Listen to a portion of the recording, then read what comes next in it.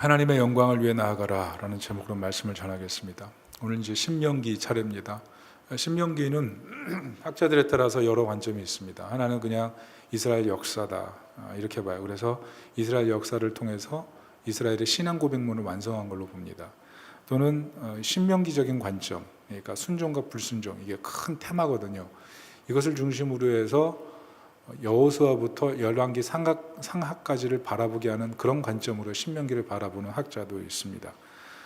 그래서 단순히 이스라엘 법전이 아니라 하나님 나라 공동체가 어떤 것인지를 보여주기 위해서 신명기가 써졌다 이렇게 보기도 합니다. 왜냐하면 애굽의 지배 아래서는 탐욕의 공동체였잖아요. 그렇지만 하나님 나라 공동체가 얼마나 아름답고 영광스러운지를 보여주는 거죠. 그래서 결국 이 신명기는 하나님 백성으로서 어떻게 살아야 되는지 이것을 말하는 목회적 권면이다. 그래서 한 편의 설교다, 여러 편의 설교다 이렇게 얘기를 합니다. 그런 관점에서 볼 때 오늘 본문은 우리에게 우리가 고민하던 그런 문제 하나를 제시하고 있습니다. 그게 무엇이냐면 우리 살다 보면 반드시 응답받고 싶은 그런 기도 제목이 하나씩 있거든요. 그런데 오늘 본문에 보면 모세가 그 응답에서 거절되는 장면입니다. 모세의 평생 소원은 신명기 34장 4절 보면 하나님 나는 가나안에 들어가고 싶습니다. 왜냐하면 하나님께서 가나안으로 이스라엘 백성들을 이끌고 들어가라고 자신을 부르셨기 때문에 그게 40년 동안 모세의 가장 큰 로망이었을 겁니다. 그런데 하나님께서 그것을 거절하셨죠. 그런데 문제는 모세는 지팡이를 놓을 준비가 되어 있지 않았어요. 우리는 평생을 살면서 느보산의 경험을 할 때가 있습니다. 내가 원하는 응답대로 되지 않을 때가 있어요. 도리어 거절받을 때가 있어요. 굉장히 마음에 착잡할 때가 있어요. 그게 우리 신앙을 형성하는 어떤 과정이기도 하지만 그러나 그럴 때 우리는 어떻게 행동해야 되는가, 어떻게 이 문제를 바라봐야 되는가, 이게 우리 굉장히 중요한 신앙의 모습이라고 생각합니다. 자, 오늘 모세는 어떻게 했나요? 일단은 기도하기 시작했습니다. 하나님 40년 동안 기다렸습니다. 그런데 왜 나를 거절하십니까? 그래서 하나님 앞에 매어달리기 시작하는데 그게 신명기 3장에 나와 있습니다. 신명기 3장 23절 27절 기도의 사람 모세가 하나님께 간구하기 시작합니다. 제가 23절 읽을게요. 그때 내가 여호와께 간구하기를 주 여호와여 주께서 주의 크심과 주의 권능을 주의 종에게 천지간에 어떠하시니 능히 주께서 행하시니 곧 큰 능력으로 행하신 일 같이 구하옵나니 나를 건너가게 하사 요단 저쪽에 있는 아름다운 땅 아름다운 산과 레바논을 보게 하옵소서 하되 여호와께서 너희 때문에 내게 진노하사 내 말을 듣지 아니하시고 내게 이르시기를 그만해도 족하니 이 일로 다시 내게 말하지 말라. 같이 읽습니다. 너는 비스가 산 꼭대기에 올라가서 눈을 들어 동서남북을 바라보고 내 눈으로 그 땅을 바라보라. 너는 이 요단을 건너지 못할 것임이니라. 정말 마음 담은 기도예요. 하나님 건너가게 해주세요. 하나님이 약속하신 땅, 보고 싶은 그 땅, 아름다운 산지, 아름다운 그곳 레바논에 내가 있게 도와주세요. 하나님을 대면하여 알던 모세가 얼마나 간곡하게 기도했겠습니까? 그렇지만 하나님께서는 아주 냉정하게 말씀하신 것 같아요. 진노하여 말씀하셨어요. 다시는 그것으로 거론하지 말라. 여기까지다. enough. 충분해. 너 잘했어. 모르겠습니다. 모세의 마음은 결코 편안하지는 않았을 거예요. 우리 인생을 살면서 이렇게 하나님으로부터 거절감을 느낄 때가 있죠. 인생을 살면서 내가 원하는 목표대로 가지 못할 때 그게 참 우리의 마음을 힘들게 할 때가 있어요. 그렇지만 그때 우리가 잘못 생각하면 그 거절감 때문에 평생 상실감으로 살아갈 수도 있고 하나님에 대한 불신으로 실망감으로 신앙생활할 수도 있는 거죠. 아니면 하나님 없어 이렇게 말할 수도 있는 거니까 우리가 어떤 태도로 이런 상황에서 반응하는지 이게 굉장히 중요합니다. 그런데 우리가 그 문제를 살펴보기 전에 정말 중요한 것은 무엇이냐면 하나님께서 왜 모세에게 이렇게 하셨는지를 살펴봐야 됩니다. 이것을 통해서 우리는 이 거절에 대한 문제를 정확히 하나님이 어떤 의도를 갖고 있는지를 살펴볼 수가 있는 겁니다. 오늘 모세에게 하나님께서 이렇게 하신 이유는 민수기 20장에 나온 무리바 물 사건에 연결되어 있습니다. 무리바 물 사건을 보면 20장 5절인데 20장 5절에 이스라엘 백성들이 하나님께 원망하기 시작합니다. 왜냐하면 물이 없었거든요. 목마르다는 거예요. 그리고 다른 음식도 부족하니까 하나님 앞에 그런 격정을 토로했습니다. 그런데 하나님께서 그때 하셨던 말씀이 뭐냐면 모세에게 지팡이를 가지고 가서 반석을 향해서 명령하라 하셨거든요. 그런데 모세가 했던 일은 지팡이를 들고 반석을 2번을 치면서 이렇게 말하죠. 내가 너희를 위해서 물을 내랴. 무슨 말입니까? 출애굽 40년 동안 이스라엘 백성들이 하나님 앞에 원망하고 죄짓고 범죄하는 모습을 보면서 마음속에 어떻게 이런 사람들이 하나님 백성인가에 대한 아주 깊은 배신감, 미움 이런 것들이 켜켜이 쌓여 있었던 것 같아요. 그리고 더구나 지금 이 사람들은 누굽니까? 이 사람들은요 출애굽 2세대의 사람들이에요. 성경을 보면 이 무리바 물 사건은 2번에 걸쳐서 일어납니다. 첫 번째는 시내산 밑에서 무리바 물 사건이 일어나요. 그게 르비딤 무리바 사건입니다. 그 사건은 백성들이 물이 없어서 총체적으로 막 마음이 흔들렸던 때예요. 그래서 그때 물을 주는 사건이 있고, 이 사건은 가데스 바네아 옆에 있는 무리바입니다. 그러니까 지역은 500km 정도, 500km 너무 먼 것 같아요. 한 수백 킬로로 하겠습니다. 수백 킬로 정도 떨어져 있는 그런 장소에 무리반 거죠. 그러니까 장소가 완전히 다릅니다. 그런데 이곳은 어떤 곳이냐면 출애굽 2세대가 이제 가나안을 바라보면서 나아가는 그 시간인 거죠.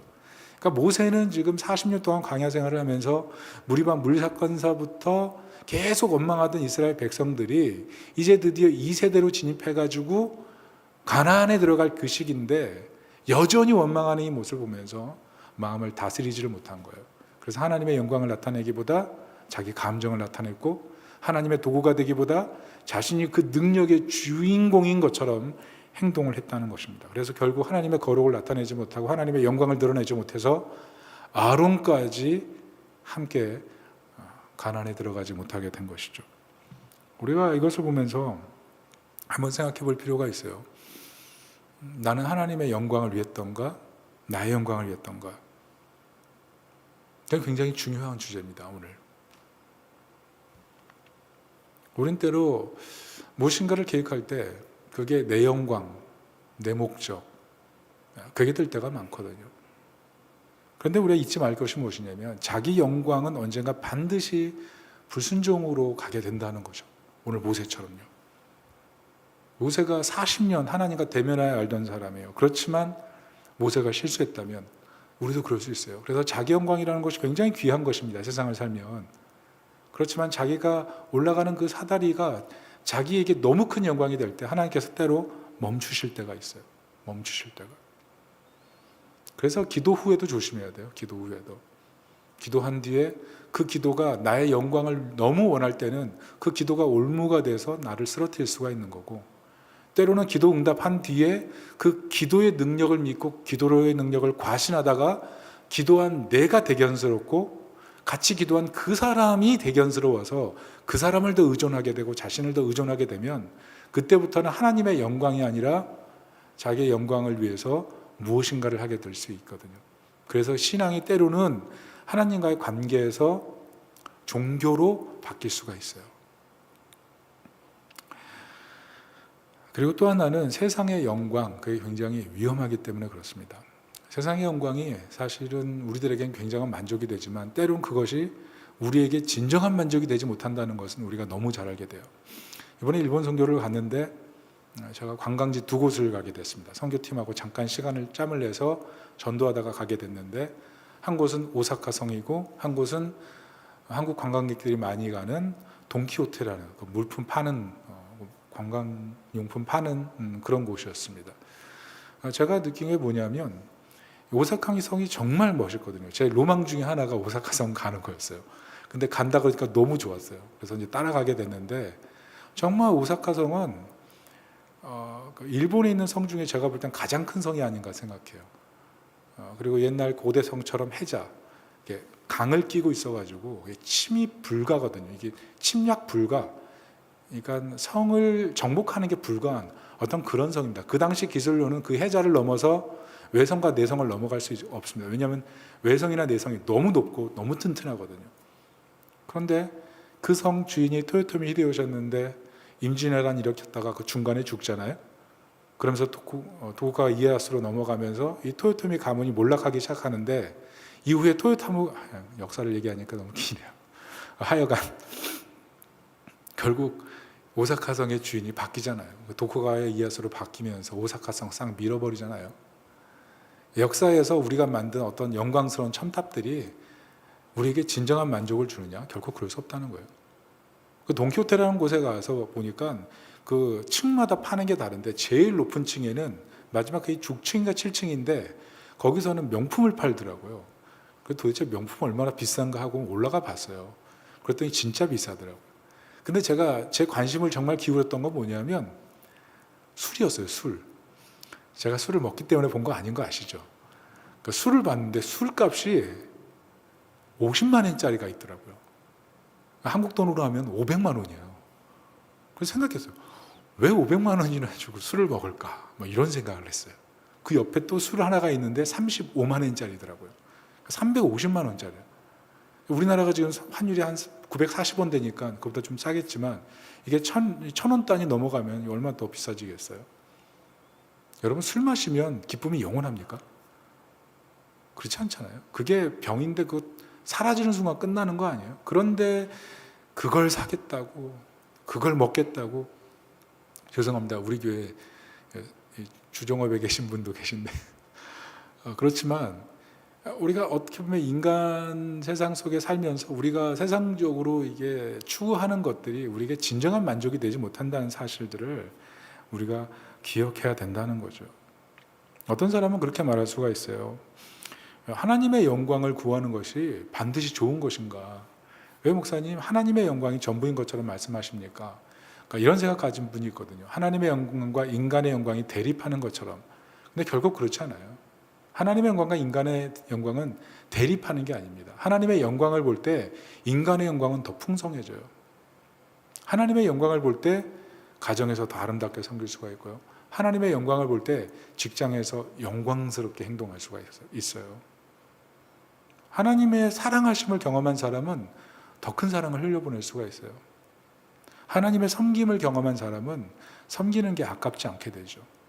광대하신 하나님을 경험한 사람은 예배 자리에 나와서 그 광대하신 하나님을 경험하기 위해서 정말 겸손하게 엎드려 예배하게 되는 거예요.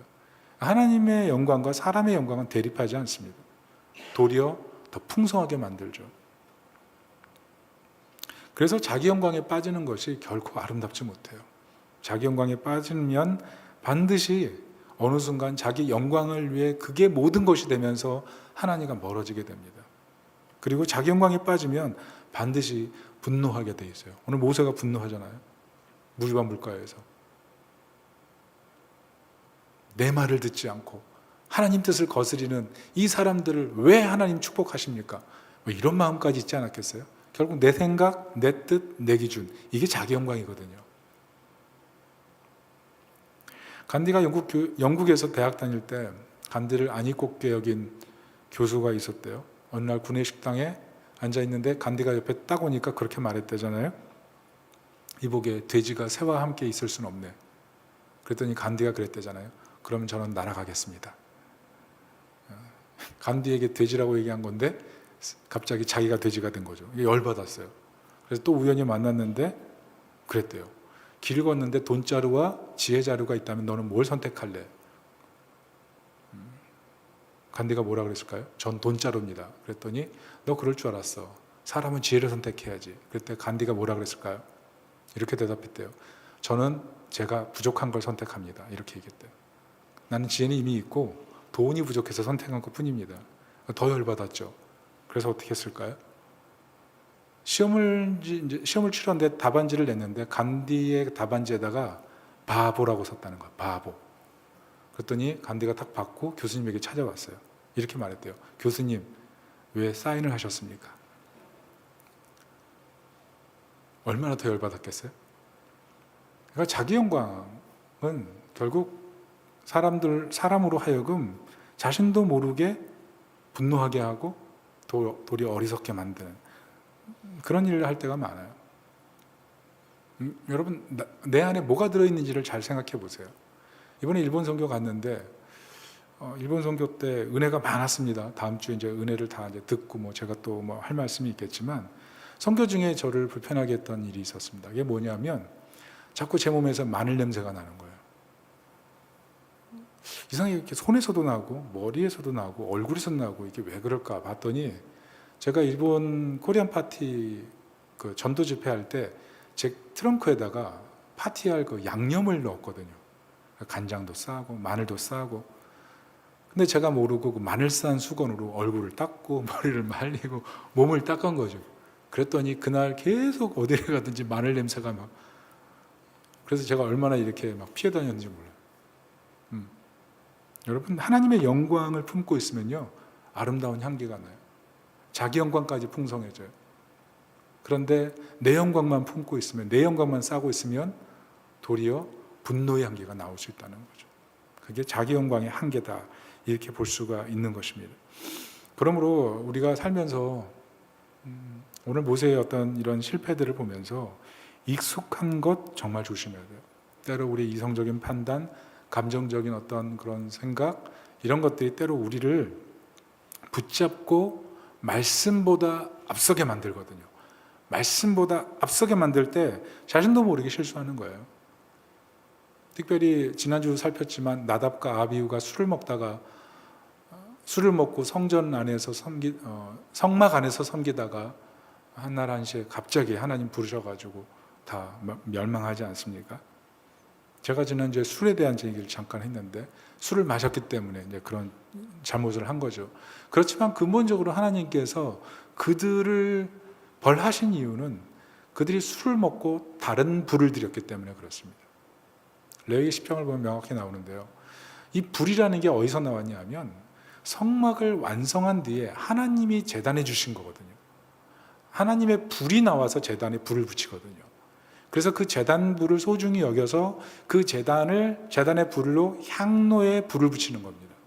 그래서 그 성막 안에서 그 향이 날마다 올라오게 만드는 것이 제사장에게서 굉장히 중요한 임무예요. 거룩한 임무예요. 그런데 술을 먹고 정신이 그냥 오락가락하면서 이 제단에서 숯불을 꺼내가지고 불을 붙인 게 아니라 불을 그냥 다른 데서 붙여갖고 와가지고 해버린 거죠. 무엇입니까? 지금 이 술을 먹으면서 사람들 앞에서 예배를 드린 게 아니라 의식을 치른 것뿐이에요. 그냥 퍼포먼스를 한 거예요. 그냥 익숙한 것을 해버린 거예요. 하나님을 경외하고 예배를 드린 게 아니라 어느 순간 그 익숙한 것 때문에 도리어 하나님의 영광을 구하지 않는 그런 태도로 나아갔다는 겁니다. 결국 남는 게 뭐예요? 제사장 직분으로서 가질 수 있는 영광만 남은 거죠. 그랬을 때 하나님께서 데려가 보셨다는 거죠. 그러면 예배가 무엇이냐면 자기 부인의 시간이에요. 자기 부인의 시간. 하나님, 나는 아무것도 아닙니다. 나의 것은 아무것도 없습니다. 다 주님의 것입니다. 주님이 잠시 나에게 맡겨주시는 것입니다. 하나님, 영광을 홀로 받아주십시오. 이게 예배가 돼야 된다는 겁니다. 왜냐하면 마음이 문제이기 때문에 그래요. 마음이. 신명기에서 계속 강조하는 게 뭐냐면 사람의 마음의 문제예요. 신명기 6장을 보면 하나님께서 내가 너에게 채우지 아니한 집을 줄 거야. 그리고 파지 않은 우물을 줄 거야. 심지 않은 포도원을 줄 거야. 그게 은혜인 걸 잊지 마. 이 얘기를 하십니다. 그리고 신명기 8장에는 네가 네 힘과 네 능력으로 재물을 얻었다고 절대로 말하지 마. 하나님 주신 거야. 그리고 신명기 17장에는 네가 어느 순간 너희 나라에 어느 순간 왕을 세울 때가 있을 텐데 그 왕은 너무 많은 아내와 너무 많은 은금과 너무 많은 말을 가지지 마. 왜냐하면 외면적 확장을 통해서 너의 영광을 추구하는 것이 결코 너에게 영광이 되지 못해. 그 얘기를 하고 있죠. 다 이해가 되죠. 근데 제가 이 마음에 대한 문제를 다룰 때 신명기 29장 19절은 한번 다 같이 읽어봐야 된다고 생각해서 말씀을 갖고 왔는데요. 같이 한번 읽어보겠습니다. 시작. 이 저주의 말을 듣고도 심중에 스스로 복을 빌어 이르기를 내가 내 마음이 완악하여 젖은 것과 마른 것이 멸망할지라도 내게는 평안이 있으리라 할까 함이라. 이게 무슨 말이에요? 분명히 잘못된 행동이 있어요. 마음으로부터 범죄했어요. 행동으로 범죄했어요. 그런데 나에겐 평안이 있을 거야 라고 그렇게 말한다는 거죠. 하나님 앞에 스스로에게 면죄부를 주는 거예요. 난 하나님의 언약 백성이니까, 난 하나님의 사랑을 입은 자니까 나에게는 하나님이 평안을 주실 거야. 신앙적인 언어를 통해서 자신을 위로하면서 하나님 보시기엔 잘못된 행동을 하는데 그것에 대해서는 돌이키지 않는다는 거죠. 자기 기만이죠. 자기 합리화죠. 제가 이 말씀 보면서 정말 이게 정말 위험한 것이다. 근데 누가 이렇게 해요? 신앙 좋은 사람이 그럴 수 있다는 거죠. 특별히 하나님의 은혜를 경험하고 40년 불기둥과 구름기둥을 본 이스라엘 백성들과 이스라엘 백성들의 후예들이 나는 언약 백성이니까 괜찮을 거야 라는 이 자만심, 자기 기만으로 인해서 결국 멸망하고 마는 게 이스라엘 백성의 역사가 아니겠습니까? 결국 이 신명기가 얘기하는 건 마음의 문제를 제기하는 거예요. 자기 마음을 믿지 말라요. 자기 마음을 믿지 말라요. 그래서 팀 켈러가 그런 얘기를 했어요. 우리의 문제는 내가 동의된 것만 순종하려고 한다. 하나님을 그냥 자기 자문위원으로만 두려고 한다. 그게 문제다 이렇게 얘기했어요. 실제로 그렇죠. 우리가 언제 순종하냐면 순종할까 말까 순종할까 말까 고민하다가 나에게 동의된 것만 순종하잖아요. 결국 하나님의 위치가 어디냐 하면 자신의 자문위원격 정도인 거예요. 실제로 어떤 선택을 할 때 보면 하나님 되심을 인정하기보다 내 이성과 내 감정이 받아들일 수 있는 그 상황에서만 하나님이 하나님 되시는 거죠. 때로 하나님께서 그러셔서 우리로 하여금 깨닫게 하시는 그런 과정이 있는 거예요. 깨닫는 게 뭡니까? 결국 인간의 노력과 결심으로는 가나안 문턱을 넘어서지 못해요. 하나님의 진정한 영광에 들어가지 못하는 것, 그게 인간의 문제라는 거죠. 이미 살펴봤지만 모세가 하나님을 대면하여 안다 그랬어요.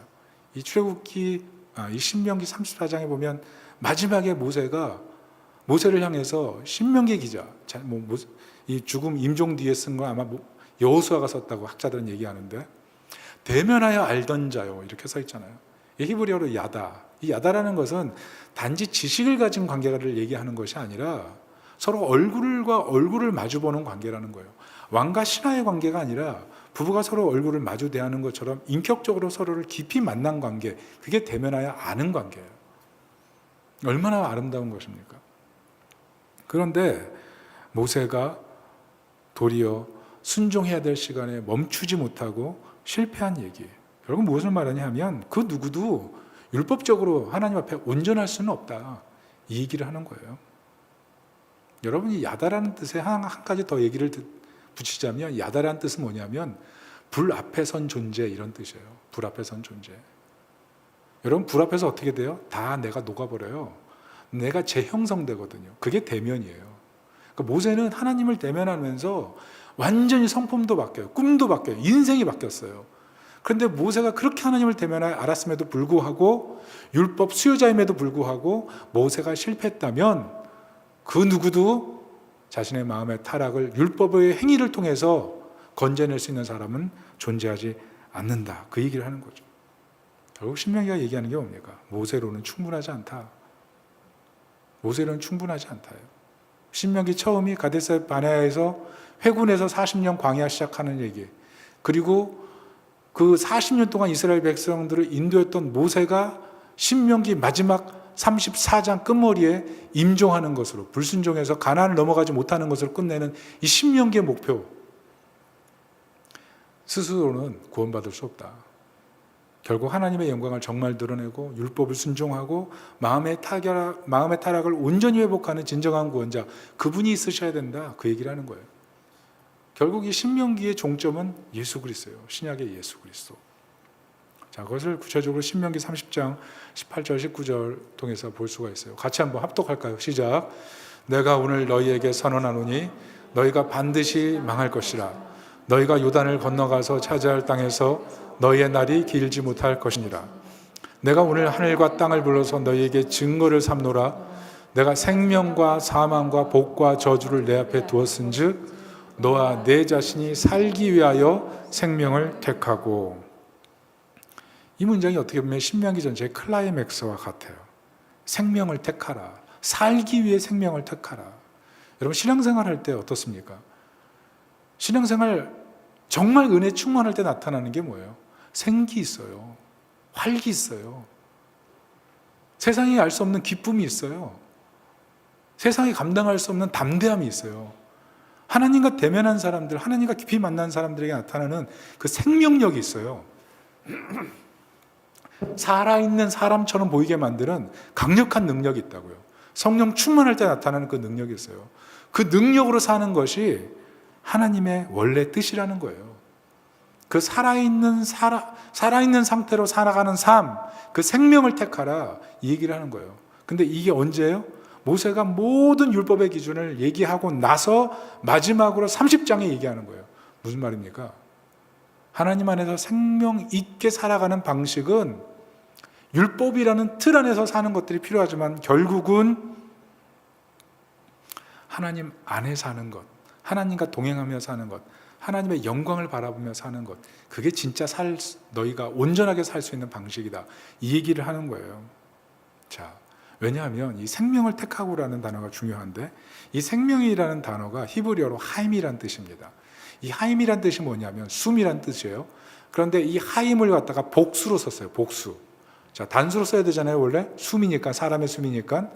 그런데 잘 보면 복수로 써 있어요. 왜냐하면 살기 위해 생명을 택하다고 할 때 이 생명은 인간의 숨으로 완성되는 게 아니에요. 그냥 육체적인 숨으로는 그냥 생명일 뿐이고 진짜 생명은 사람의 숨과 하나님의 숨이 같이 연결될 때 진정한 생명이다. 이게 하임이란 뜻이에요.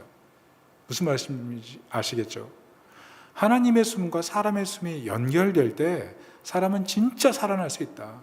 사람은 진짜 하나님의 영광을 볼 때 비로소 영광스럽고 기쁘고 생기 있게 살아갈 수 있는 능력을 얻게 된다. 이 얘기를 하고 있다는 겁니다. 그래서 예수님께서 신약에 오셔서 하셨던 말씀이 요한복음 14장 6절이에요. 같이 한번 읽어볼게요. 시작. 예수께서 이르시되 내가 곧 길이요 진리요 생명이니 나로 말미암지 않고는 아버지께로 올 자가 없느니라. 여기서 생명이라고 했을 때 이 생명이 히브리어 하임과 똑같은 말이에요. 헬라어로는 조에, 똑같은. 헬라 사본을 만들던 사람이 히브리 원어를 연구해서 그대로 헬라어로 옮겨놓은 단어. 이게 생명. 무슨 말이에요? 예수 그리스도께서 이 생명을 주시는 분으로 이 땅에 오셔서 우리의 마음을 완전히 새롭게 하고 율법을 완전히 이루시고 하나님의 영광에 들어갈 수 있도록 우리를 연결시켜 주는 분으로 오셨다. 이 얘기를 하는 거죠. 여러분 생각해 보세요. 우리가 예수님이 죽은 십자가를 통해서 뭘 발견해요? 우리 죄를 위해서 대신 죽은 예수 그리스도를 바라볼 때 그 앞에서 겸손하게 돼요. 순종하게 돼요. 사랑하게 돼요. 감사하게 돼요. 무슨 말이에요? 그 십자가에서 나를 위해 아들까지 희생하신 하나님의 그 놀라운 사랑 앞에서 하나님의 영광을 보기 때문에 겸허해질 수밖에 없는 거예요. 그래서 그 겸허함이 나로 하여금 내게 주신 이 구원의 은혜를 감격하면서 살아가게 만드는 거죠. 이번 일본 선교 때 어떤 그 청소년이 저한테 목사님 사랑해요 그랬어요. 그런데 그때 제 손에 포카칩이 있었거든요. 그래서 일본에서 이제 포카칩 비슷한 종류인데 이름은 기억이 나지 않는데 일본에서 제일 잘 팔리는 과자 중에 하나였어요. 갑자기 저에게 다가오더니 목사님 사랑해요. 그래서 너는 포카칩을 원하는구나. 그래서 포카칩을 뜯어 먹었단 말이죠. 그런데 그 다음 날에도 오더니 목사님 사랑해요 그래요. 그래서 나 포카칩이 없어 그랬더니 아니에요. 그래도 목사님 사랑해요. 그래서 굉장히 제가 기분이 좋았어요. 왜 그래요? 잘해준 게 없거든요. 그냥 일방적으로 그렇게 사랑의 고백을 받으니까 제가 행복하더라고요. 근데 복음이 그런 거예요. 내가 해준 게 없어요. 나는 마음으로부터 하나님과 멀어졌어요. 내 영광만 잘 구해요. 내 영광이 있고 없음에 따라서 행복과 불행, 그것이 내 인생에 결정되거든요. 그게 사람이거든요. 그런데 그런 연약한 모습에도 불구하고 일방적으로 찾아오셔서 사랑하셨는데 그 사랑의 증명이 자신의 목숨을 버리는 거였어요. 얼마나 이게 아름다운 것입니까? 영광스러운 것입니까? 하나님께서는 우리로 하여금 이 놀라운 사랑, 이 놀라운 은혜를 잊지 말고 그 은혜 속에서 영광스럽게 사는 삶, 그 삶을 선택하라고 우리에게 말씀하시는 것입니다. 자, 그렇다면 정리를 해볼 거예요. 자, 그렇다면 모세의 임종, 이것이 어떤 것입니까? 처음에 거절라고 얘기했죠. 그런데 라이너 마리아 릴케가 모세의 죽음이라는 시를 썼는데, 릴케가 이렇게 얘기를 했어요. 모세의 죽음은 형벌이 아니라 완성이었다, 이렇게 얘기를 했어요. 왜 그렇습니까? 저는 헬렌 켈러의 말과 유사하다고 생각해요. 헬렌 켈러가 무슨 말을 했냐면, 닫힌 문을 너무 오랫동안 바라보느라고 우린 열려있는 다른 문을 보지 못한다 그랬어요. 왜냐하면 자신이 시각장애인이 있기 때문에 인생이 닫혀있는 것 같았겠죠. 그런데 어느 순간 하나님을 만나고 열린 문을 바라보는 순간 그 인생이 바뀌었죠. 정말 영광스럽게 남은 인생을 살 수 있었죠. 하나님의 영광을 바라볼 때, 모세도 마찬가지예요. 느보산에서 가나안을 바라볼 때 얼마나 섭섭했겠습니까? 그렇지만 그곳에서 하나님을 대면할 뿐만 아니라 이제는 영원한 하나님과의 대면을 바라보며 안식에 들어갔기 때문에 모세는 더 이상 섭섭한 게 없었죠. 도리어 그곳에서 진정한 영광을 바라보게 된 거죠. 모세는 하나님의 영광을 볼 때 진정한 안식에 들어갈 수 있었던 거예요. 그래서 여러분, 이 거절에 대해서 우리가 정리를 잘해야 돼요. 하나님의 거절은 우리를 가난하게 만드는 게 아니에요. 우리가 무엇에 매여 있는지를 보게 만드는 거예요. 무엇에 매여 있는지. 무엇에 매여 있어요? 우리는 다 자기 영광에 매여 있어요. 그래서 예배가 무엇이냐 하면 이 영광을 내려놓는 시간이에요. 하나님, 나의 영광을 다 내려놓습니다. 요한계시록에 보면 24장로들이 자기 머리에 있는 면류관을 다 주님 앞에 내려놓고 예배하는 것처럼 예배가 그런 거예요. 여러분, 하나님의 아니오는요, 하나님의 내만큼 그래서 큰 응답인 거예요. 때로는 우리는 내가 원하지 않는 것이 내 삶에 펼쳐질 때 기도의 응답 거절로만 받아들이는데, 때로는 그 기도의 응답이 거절되는 그 순간까지 기도하면서 우리는 하나님의 선물을 받지 못하지만 하나님 자신을 선물로 만나게 돼요. 하나님 자신을 주세요. 그래서 우리는 때로 거절 같이 느껴져서 우리 마음에 실망하지만, 때로는 그 거절의 과정을 통해서 하나님을 만나면서 완벽한 하나님의 영광을 보고 도리어 다시 세워지는 은혜를 경험하는 하나님 백성인 것을 믿으시기 바랍니다. 그리고 성도는요, 순종에 대해서 말하면 자신의 목적지에 도달하는 사람이 성도가 아니고 하나님의 목적지에서 멈출 수 있는 사람이 그 사람이 성도인 거예요. 모세는 거절당했지만 그 자리에서 순종하고 멈출 수 있었어요. 예배가 무엇이냐 하면 성취가 아니라 순종이에요. 때로는 내가 이해할 수 없는 것까지 받아들일 수 있는 순종. 그래서 거절이냐 아니냐는 사실 하나님의 주권에 달려있는 것이고, 우리가 정말 있어야 하는 것은 하나님의 영광이에요. 하나님의 영광. 그 하나님의 영광을 바라볼 때 우리는 어떤 자리에 있든지 소망으로 살아갈 수가 있어요. 왜? 내 계획보다 하나님의 계획이 크고 내 영광보다 하나님의 뛰어난 영광이 내 인생을 호유해 가실 거기 때문에, 내가 비록 지금 거절이라 할지라도 그 크신 영광이 함께 하신다면 우리는 어떤 순간에도 넘어지지 않고, 넘어졌다가도 일어나고, 넘어졌다가도 넘어지고, 일어나고, 무너졌다가도 다시 세워지는 거예요.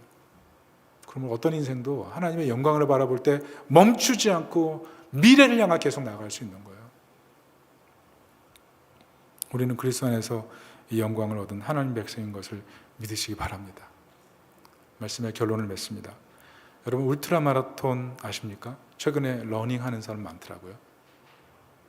그래서 정말 42.19km죠. 그걸 완주를 목표로 준비하는 분들이 많아요. 근대 올림픽의 이 마라톤의 근데 목표가 뭡니까? 속도예요. 얼마나 빨리 끊느냐. 그래서 다 빨리 끊으려고 달리죠.